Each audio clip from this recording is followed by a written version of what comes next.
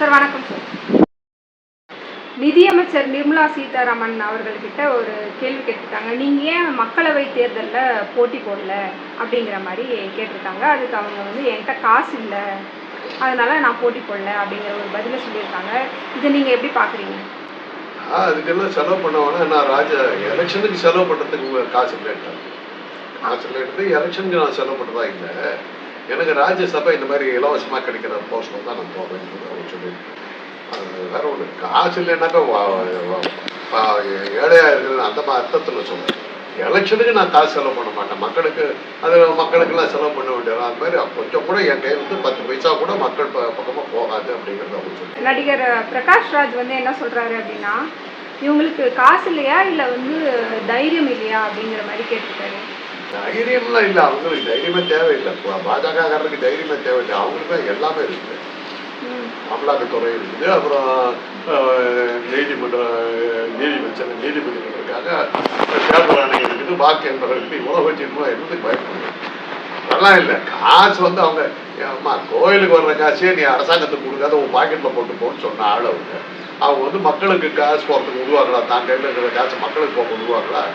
அவங்க இன வழக்கப்படி மற்றவங்ககிட்ட இருந்து தான் பாக்கெட்டில் போட்டுக்குவாங்களே ஒழிய. பெரியார் தான் சொல்லுவார், நமக்கு பைத்தியம் பிடிச்சாக்கா நம்ம வீட்டு இருக்கிற சாமான்லாம் தூக்கி வெளியில் எறிவோம், இவனுங்களுக்கு பைத்தியம் பிடிச்சாக்கா வெளியில் பக்கத்து வீட்டில் இருக்கிற சாமான்லாம் தூக்கி தான் வீட்டில் போட்டுக்குவான்னு.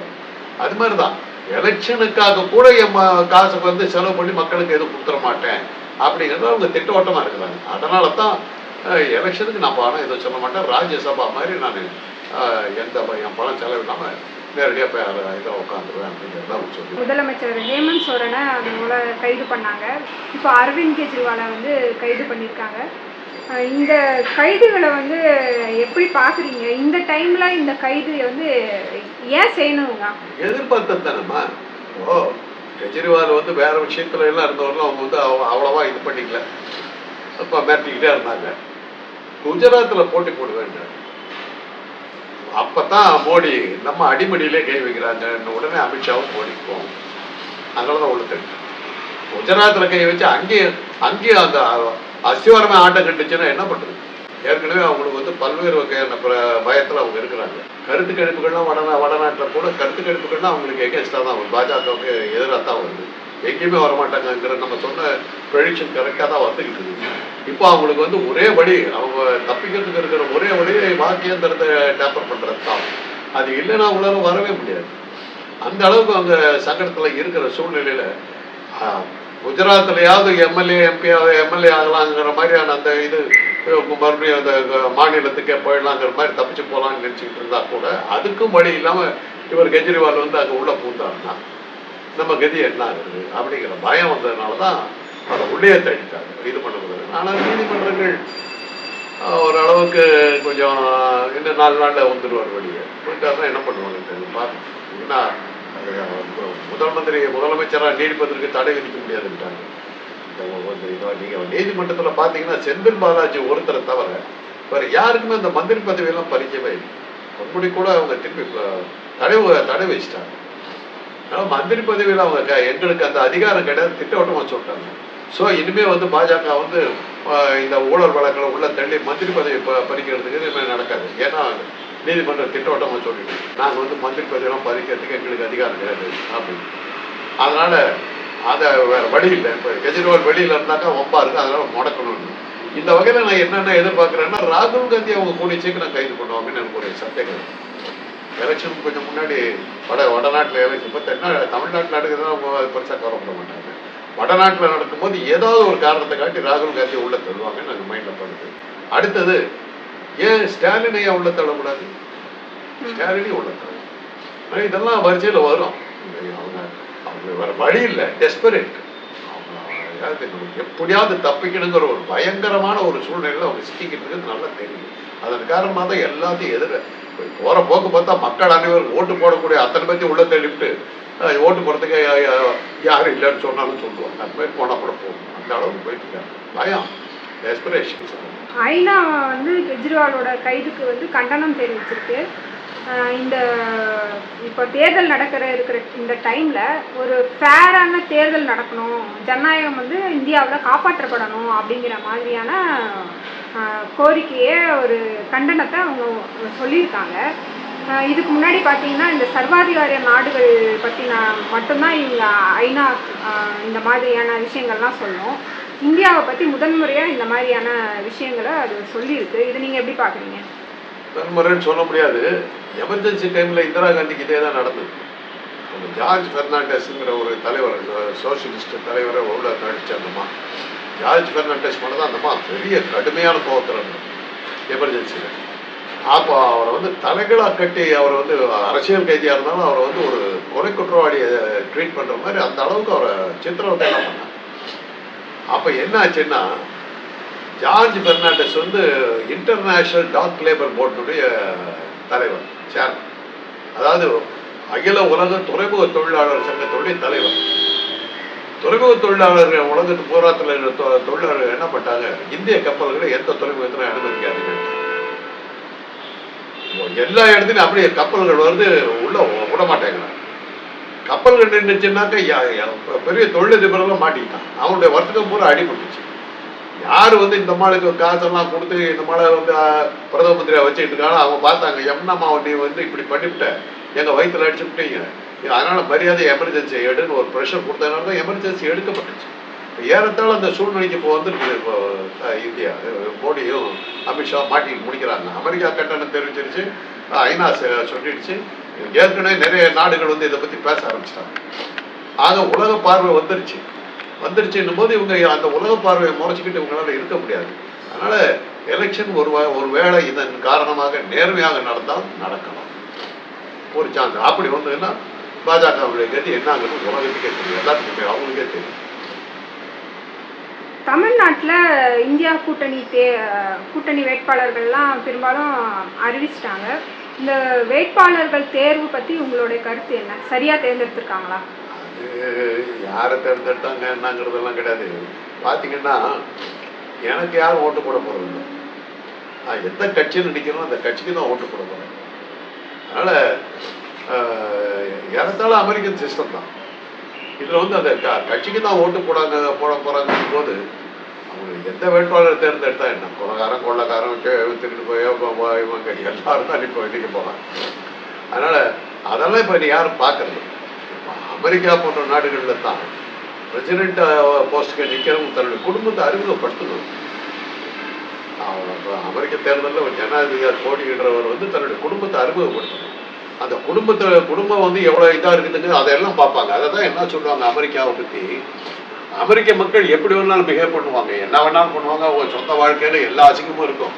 ஆனால் தனக்கு தலைவராக வர்றவங்களுடைய வாழ்க்கை வந்து தூய்மையாக இருக்கணும்னு நினைப்பாங்க. அதில் அவங்க டைவர்ஸ் பண்ணவங்களை தேர்ந்தெடுக்க மாட்டாங்க. இந்த மாதிரிலாம் நிறைய அமெரிக்க தேர்தலில் ஜனாதிபதி தேர்தலில் இருக்குது. ஆனால் நம்ம ஊரில் தான் தலைவர் எப்படி என்ன ஏது அவங்கள பற்றி எந்த கவலையும் இல்லை. ஒரு ஹீரோ வருஷம் அப்படியே நிறைய ஹீரோ வருஷம் இருக்குது. அதனால் அந்த தலைவர்களுடைய எந்த கட்சியில் இருக்காங்கிறது அடிப்படையில் தான் இருந்த ஒழிய நிற்கிற வேட்பாளருடைய தகுதியை பார்த்து ஓட்டு போடுறாங்களான்னு இது பண்ண முடியும். அப்படி பார்த்தீங்கன்னா பல சுயேட்சைகளாக நின்றவங்க எவ்வளோ பிரமாதமான ஆட்கள், நல்ல ஆட்கள்லாம் நின்னாங்க. அவங்களுக்கெல்லாம் இன்னைக்கு வழியே இல்லை. அந்த இன்னைக்கு வந்து ஏதாவது ஒரு கட்சி சார்பில் நின்னாலுடைய நீங்கள் வெற்றி பெறுவதுங்கிறது நடக்கவே நடக்காது. ஆரம்ப காலத்தில் சுயேட்சைகள் நிறைய பேர் ஜெயிச்சாங்க. 52 முதல் தேர்தலில் சுயேட்சைகள் ஓரளவுக்கு பெருசாக வந்துட்டாங்க. வந்து அவங்களையெல்லாம் அப்போ தமிழ்நாட்டில் வந்து சுயேட்சைகள் நிறையா வெற்றி பெற்ற போது தான் ராஜாஜி சாமர்த்தியமாக அவங்களையெல்லாம் வேலை பேசி காங்கிரஸில் கொண்டு வந்து சேர்த்து காங்கிரஸ் மெஜாரிட்டி போட்டு அப்படிதான் காங்கிரஸ் ஆட்சி 52 காங்கிரஸ் தோற்று போச்சு. காமராஜர் தலைமையில் இருந்தது காங்கிரஸ் தான் தலைமை தோற்று போச்சு. தோற்று போன போது அப்போ உழைப்பாளர் கட்சி, காமன்வெல்த் கட்சி, இது ராமநாதபுரம் ராஜாவுடைய கட்சி, இந்த மாதிரி பல உதவி கட்சிகள் எல்லாத்தையும் ஒன்றா சேர்த்து மெஜாரிட்டியை கொண்டு வந்து காங்கிரஸ் ஆட்சி வந்து ராஜாஜி தான் உருவாக்குது. அப்படி தான் காங்கிரஸ் தப்பிச்சு. அது மாதிரி அப்போ அவ்வளோ சுயேட்சைகள் அப்போ ஜெயிச்சாங்க. இன்றைக்கி சுயேட்சைகள் ஜெயிக்கிறாங்கிறது கற்பனை கூட பண்ண முடியாது. செம்மலை இருந்தார், எங்கள் ஊரில் செம்மலை இருந்தார். அவர் வந்து அதிமுக ரொம்ப செல்வாக்கு பெற்ற ஒரு தலைவர். அவருடைய செல்வாக்கை பற்றி எம்ஜிஆர் கொஞ்சம் பயந்தார். எம்ஜிஆர் பற்றி ரொம்ப பெருசாக வளர்றாரு, அப்படின்னு சொல்லிட்டு அவருக்கு சீட்டு கொடுக்க மாட்டார். ஓமலூர் தொகுதியில் சீட்டு கொடுக்க மாட்டார். அவர் சுயேட்சை நின்றுட்டு அதிகாரப்பூர்வ அதிமுக வேட்பாளருக்கு எகேன்ஸ்டா நிற்கிறார். பயங்கரமான வாக்கு வித்தியாசத்தில் ஜெயிச்சார். ஜெயிச்ச பிறகு நேராக போய் எம்ஜிஆர் காலில் வந்து நான் வந்து இப்படி மன்னிப்பு கேட்டுக்கிட்டாரு. உடனே எம்ஜிஆர் சேர்த்துக்கிட்டார். அது மாதிரிலாம் அது மாதிரி சில பேர் தான் அது மாதிரி இருக்கு. இன்னைக்கு அந்த வாய்ப்புகள் கூட யாருக்கு இருக்கிற மாதிரி சுயேட்சைகளுக்கெல்லாம் வழியிடும். ஒரு கட்சியை சேர்ந்தவங்களா இருக்கணும். யார் நின்னாலும் ஏதோ ஒரு கட்சி பேரை சொல்லி தான் நிற்க முடியும். அதனால இன்னைக்கு வந்து வேட்பாளர்கள் சரியா இல்லையாங்கிற கேள்விக்கே இடமில்லை. எந்த கட்சி அப்படிங்கிறதா பார்த்துக்கணும். அதனால வேட்பாளர்கள் தேர்வுக்கும் இது தேர்தலுக்கும் அந்த சம்மந்தம் இருக்கிறதா எனக்கு தெரியல. இருந்தாலும் ஊருக்குள்ளார கொஞ்சம் செல்வாக்கு இருக்கணும். வேட்பாளர்களுக்கு ஒரு தகுதி இருக்கணும். இப்போ என்ன கொண்டு வச்சு நிற்க வச்சாங்கன்னா நான் என்னத்தை பண்ணுவேன்? எத்தனை பேருக்கு எனக்கு தெரியும்? வேட்பாளர் நான் போய் நின்றுக்கிட்டு கையில் காசு முடியும் நாங்கள் அவங்க என்ன ஆகும்? அதனால நிற்கிறவங்கலாம் கொஞ்சம் இன்னைக்கு, ஆனால் இன்னைக்கு வந்து இருக்கிற தேர்தல் முறையில் பெரிய பணக்காரர்கள் தான் நிற்கணும். அந்த காலத்தில் வந்து குடிசையில் இருந்தவங்களாம் நின்றுட்டாங்க. சென்னை மாநகராட்சியை திமுக பிடிச்ச போது சிவசங்கரன் துணை மேயராக தேர்ந்தெடுத்தாங்க. அப்போ ஒரு மேயர் இந்த சிவசங்கரன் துணை மேயர். அவர் வீடு வந்து ஒரு குடிசை. துணை மேயருக்கு ஒரு கார் உண்டு, ஒரு டெலிஃபோன் உண்டு. வைக்கிறதுக்கு அங்கே இல்லை, ஊடே இல்லை. அப்புறம் எலக்ட்ரிசிட்டியே இல்லாத வீட்டில் இருக்கிறாரு.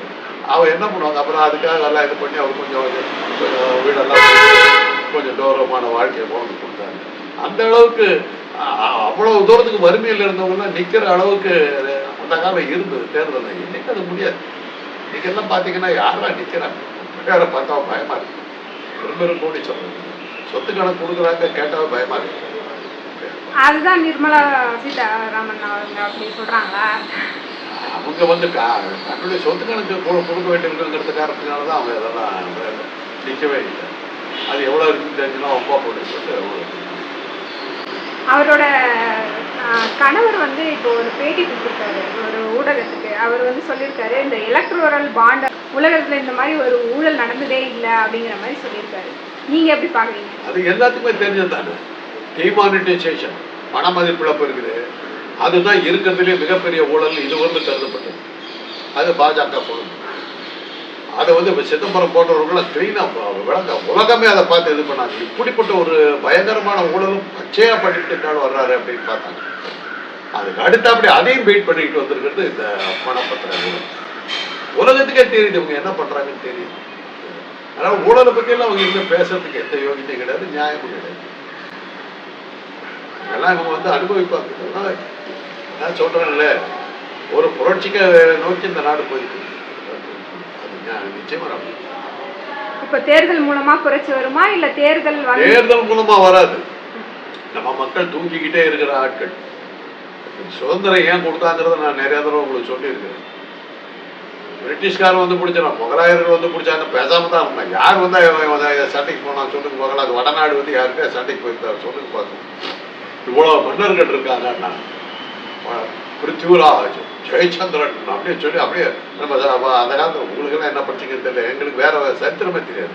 இப்போ நாங்கள் படித்த சரித்திரமே பிருத்திவிராஜ் சமுத்தியை தூக்கிட்டு போனோம். ஒரு யாரோ ஒரு சித்தூர் ராணி பத்மினி, ஒரு அலாவுதீன் யாரோ ஒரு முகலாய சிற்றரசன் வந்து கல்யாணம் பண்ணிட்டாங்க. இதுதான் எங்களுக்கு இருந்த வரலாறு. வேறு வரலாறே கிடையாது. வடநாட்டுக்கும் வரலாறே கிடையாது. இப்போ போராடவே இல்லை. அலெக்சாண்டர் வந்தா பேசாம தான் இருந்தாங்க. கஜினி முகமது 13 தடவை வந்துட்டு போய் போர் அடிச்சு போயிட்டான். போடா ஆளை விடுறாட்டு போயிட்டான். கோரி முகமது வந்தாரும் ஒன்று யாரும் எடுத்து கேட்கறதுக்காக வந்து கொண்டடிச்சுட்டு போயிட்டு இருந்துட்டாங்க. அந்த மாதிரி நாடு. முகலாயர்கள் வந்தவுடனே அவங்க கிட்ட உறவு கொண்டாடிட்டாங்க. 700 வருஷம் இருந்தாம்மா. 700 வருஷம் அவங்க ஆண்டாங்க. ஒரு சண்டை நாட்டில் இருந்ததா? ஒரு முகலாயர்களை எடுத்து ஒரு சின்ன புரட்சி தான் இருந்தது. அந்த புரட்சியை எங்க வந்தது? முகலாயர்களை எடுத்து புரட்சி சிவாஜி ஒரு இடத்துல பண்ணார். அது சத்ரபதி சிவாஜி. அதான் முதல்ல அந்த அவரை கூட தட்சிண தெற்கு பகுதியில் தான் எடுத்தார். மகாராஷ்டிரா வந்து தெற்கு பகுதியில் தான் சொல்றாங்க. அவர் தான் எடுத்தாரு. கிருஷ்ணதேவராயன் தான் முகலாயர்களை எடுத்து இது பண்ணி அவங்கள தெற்கு பகுதிக்கு வரவன அவன் தடுத்தும். அவன் அது வரலையும் வடக்குல அவங்களை எதிர்த்து நிற்கவே இல்லை. வெள்ளைக்காரர்கள் வந்த உடனே 56 தேச ராஜாக்களும் போய் உடனே கப்பம் கட்டி மாட்சிமை தங்கிய மன்னருக்கு வணக்கம் உங்களுடைய கொத்தடிமை பேசுகிறேன்னு சொல்லி சரண்டர் ஆயிட்டாங்க. அதனாலதான் அவங்க சக்கரவர்த்தி, இங்கிலாந்து நாட்டினுடைய மன்னர் வந்து சக்கரவர்த்தியா மாறுனது இவங்க உடுந்ததுனால போராட்டத்தே கிடையாது. இது எதுக்கு சொல்ல வரேன்னா, பிரிட்டிஷை வந்து நமக்கு சுதந்திரம் கொடுக்கணும் என்ன சொன்னாங்கன்னா, 2வது உலக யுத்தத்தில் பிரிட்டிஷ் பிரிட்டனுக்கு வந்து பொருளாதார நெருக்கடி பெருசாக வந்துருச்சு, அவங்களுக்கு கட்டுப்படி ஆகுது. அப்போ அவர் அங்கே பொருளாதார நிபுணர்கள் என்ன சொன்னாங்கன்னா, முதல்ல இந்த உங்ககிட்ட இருக்கிற பல காலனி நாடுகளுக்கு நீங்கள் சோதனை கொடுத்து வெளியே அனுப்புங்க, அவங்களால உங்களுக்கு தொந்தரவு தான் அப்படின்னாங்க. அதில் முதலாக சொன்னது வந்து இந்தியா. இவ்வளோ பெரிய ஜனத்தொகை ஒரு வேலையும் செய்ய மாட்டேங்க, படுத்து தூங்கிக்கிட்டே நான் சோறு கேட்குறேன், எந்த வேலையும் செய்யணும். அப்போதான் பிரிட்டிஷ் பொருளாதார நிபுணர் சொல்ல, முதல்ல இந்தியாவை கட் பண்ண, உன்னுடைய பெரிய பொருளாதார பிரச்சனையே அப்படி. பொருளாதார பிரச்சனை நம்ம படுத்து தூங்கி இருந்த சோம்பேறித்தனத்தை பார்த்து தான் அவன் பயந்து போய் இவனுக்கு சோறும் பொண்ணு இவன் வேலையை செய்ய மாட்டான், உற்பத்திக்கு நாய்க்கல, இவனை கட்டி மாரடிக்க கூடாது தான் அவன் நமக்கு சுதந்திரமா கொடுக்கும். அதுவே ஒரு புரட்சி. அப்படிதான் நம்ம சுதந்திரம். அதான் வந்து எந்த ஊர்லமா ஒரு புரட்சி வந்து கத்தி நம்ம மக்கள் புரட்சிக்கு போனதா வரலாறு இல்லை. குறிப்பா வடநாட்டு மக்கள் சிப்பாய் கழகம் போன்றது கூட தென்னாட்டில் தான் ஆரம்பிச்சு, வேலூர்ல தான் ஆரம்பிச்சு, அதுக்கப்புறம் வடநாட்டு போராட்சி. போராட்டத்தில் நடந்தே இல்லை. வெள்ளைக்காரர்கள் சொல்றது சுதந்திர போராட்டம், அவங்க சொல்றது வந்து ஜாலியன் வாலாபாகில் நடந்த படுகொலை ஒன்று தான் சுதந்திர போராட்டம்.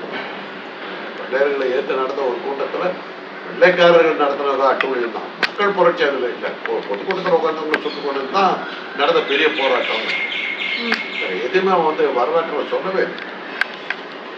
வெள்ளைக்காரர்களை இது நடந்த போராட்டம் எடுத்தீங்கன்னா ஒரே ஒரு போராட்டம் தான், வேலுநாச்சியார், ஹைதர் அலி திப்பு சுல்தான், இவங்க நடத்துறது தான் போராட்டம். கட்டபொம்மன் போன்ற பூலித்தேவன், கட்டபொம்மன், மருது பாண்டியர்கள் இவங்க அதே சமயத்தில் இருந்தது. அவங்கள தவிர அதுக்கப்புறம் கொஞ்சம் எடுத்து நின்றுதுன்னு எடுத்தீங்கன்னா வஉசி ஒருத்தர் தான். வடநாட்டில் எந்த போராட்டமும் நடக்குது. சுவராஜின் பிறப்புரிமைன்னு சொல்லிட்டு பேசினாரு தவிர அந்த திலகர் இருக்கிறாள் என்ன பண்ணாரு யாருக்கு தெரியும். பிள்ளையார் ஊரவை விட்டாரு, என்ன பண்ணாரு. ஸோ வாய்ப்பு இப்போதைக்கு இல்லை அப்படிங்கிறது தான் நம்ம பார்க்குறோம். ஆனால் நடக்கலாம். ஏன்னா நிறைய வந்து இப்போ பாஜகவில் இருந்தவங்க வெளியே வந்துட்டாங்க, காங்கிரஸில் இணைகிறாங்க. தேர்தலில் நிறைய கூட்டணிகள் வந்து முன்னாடி இருந்தவங்கெல்லாம் அலையன்ஸை விட்டு வெளியே வந்துட்டாங்க, காங்கிரஸ் கூட்டணிக்கு வந்துட்டாங்க. சுமூகமாக காங்கிரஸ் இந்தியா கூட்டணி வந்து தொகுதி பங்கீடுகள்லாம் நடக்குது. உத்தரப்பிரதேசத்தில் ஒரு பெரிய மாநிலம், அதுலேயே வந்து ரொம்ப சுமூகமாக நடக்குது. அப்படிங்கும்போது நிறைய வாய்ப்பு இருக்கு. இன்னைக்கு இருக்கிற கருத்து கணிப்புகள் எல்லாமே அவங்களுக்கு எகேன்ஸ்டா தான் வருது. தேர்தல் நேர்மையாக நடந்தால் அவங்க ஒரு இடத்துல கூட ஜெயிக்க முடியாதுங்கிறது திட்டவட்டமா தெரியும். ஆனால் அதில் நீங்கள் தேர்தல் ஆணையத்தினுடைய இதெல்லாம் பார்த்தீங்கன்னா நடவடிக்கைகளை பார்த்தா அவங்க நேர்மையை நடத்துவதற்கான இதையே காட்டலையே. அவங்க ஒரு சின்ன இதை கூட காட்டலையே. திமுக கூட்டணியில் இருக்கிறவங்களுக்கு வந்து சின்னம் கொடுக்க மாட்டேங்கிறாங்க, மற்ற கட்சிகள்லாம் உடனே சின்னம் கொடுக்குறாங்க. அதெல்லாம் பார்க்கும்போது ஓப்பனாக தெரியுது. கெஜ்ரிவால் பண்ண மேலே என்ன குற்றச்சாட்டு வச்சாங்களோ அதே நட்டாங்கிறவர் ஒருத்தர் பண்ணியிருக்கிறான்னு சொல்லி அதுக்கு ஆதாரத்தை காட்டுறாங்க. நடவடிக்கை எடுக்கலையே, அமலாக்கத்துறை நடவடிக்கை எடுக்கல, நீதிமன்றமும் அதை பற்றி கேட்கலையே. அது மாதிரி போயிட்டு இருக்கு. அதனால தான் ஐக்கிய நாடுகள் சபை வந்து நீங்கள் முதல்ல கேட்டீங்களே, சர்வாதிகார நாடுகளுக்கு எகேன்ஸ்டாக தான் அவங்க கண்டன தீர்மானம் போடுவாங்க. இப்போ இந்தியாவுக்கு எகேன்ஸ்டாக போடுறாங்கன்னா என்ன அர்த்தம்னு கேட்டீங்களே. இந்த மாதிரி சர்வாதிகாரமாக இங்கே நடந்துகிட்டு இருக்குது, இங்கே ஜனநாயகங்கிறது வந்து இல்லை அப்படிங்கிற மாதிரி உலக பார்வையில் வந்துருச்சு. அதனால தான் ஐக்கிய நாடுகள் சபை வந்து ஒரு ஜனநாயக நாடு மாறக்கூடாதுங்கிறதுக்காக தன்னுடைய கண்டனத்தை தெரிவித்து தன்னுடைய இதை எதிர்ப்பை காட்ட ஆரம்பிச்சது. உலக நாட்டுகள் பற்றி அது பெருசாக போகணும்.